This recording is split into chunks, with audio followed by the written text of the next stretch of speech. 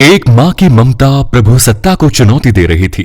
दिल को छू जाने वाली कहानी। एक औरत रोटी बनाते बनाते मंत्र जाप कर रही थी। अलग से पूजा का समय कहाँ निकाल पाती थी बेचारी। तो बस काम करते करते ही एकाएक धड़ाम से जोरों की आवाज हुई और साथ में दर्दनाक चीख। कलेजा धक से रह गया। जब आंगन में दौड़कर झांकी तो 8 साल का चुन्नू चित्त पड़ा था। खून से लथपथ, मन हुआ दहाड़ मार कर रोए, परंतु घर में उसके अलावा कोई था नहीं।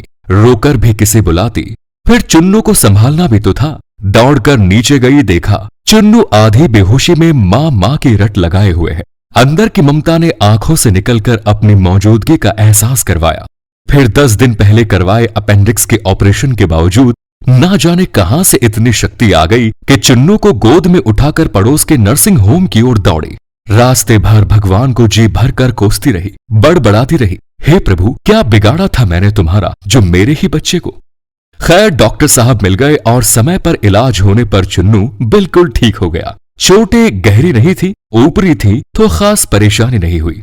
रात को घर पर जब सब टीवी देख रहे थे तब उस औरत का मन बेचैन था। भगवान से विरक्ति होने लगी। एक माँ की ममता प्रभु सत्ता को चुनौती दे रही थी। उसके दिमाग में दिन की सारी घटना चलचित्र की तरह चलने लगी। कैसे चुन्नू आंगन में गिरा कि एकाएक उसकी आत्मा सिहर उठी। कल ही तो पुराने चापाकल का पाइप का टुकड़ा आंगन से हटाया था, ठीक उसी जगह था जहां चिंटू गिरा पड़ा था। अगर कल मिस्त्री न आया होता तो उसका हाथ अब अपने पेट की तरफ गया जहां टाके अभी हरे ही थे ऑपरेशन के।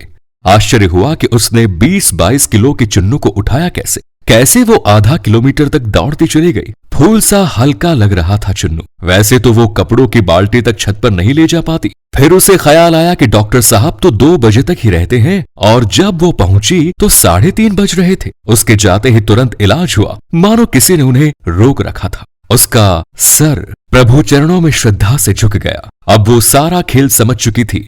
मन ही मन प्रभु से अपने शब्दों के लिए क्षमा मांगी। तब टीवी पर ध्यान गया तो प्रवचन आ रहा था। प्रभु कहते हैं, मैं तुम्हारे आने वाले संकट रोक नहीं सकता, लेकिन तुम्हें इतनी शक्ति दे सकता हूं कि तुम आसानी से उन्हें पार कर सको। तुम्हारी राह आसान कर सकता हूं, बस धर्म के मार्ग पर चलते रहो। उस औरत ने घर के मंदिर में झांक कर देखा, लगा भगवान मुस्कुरा रहे थे।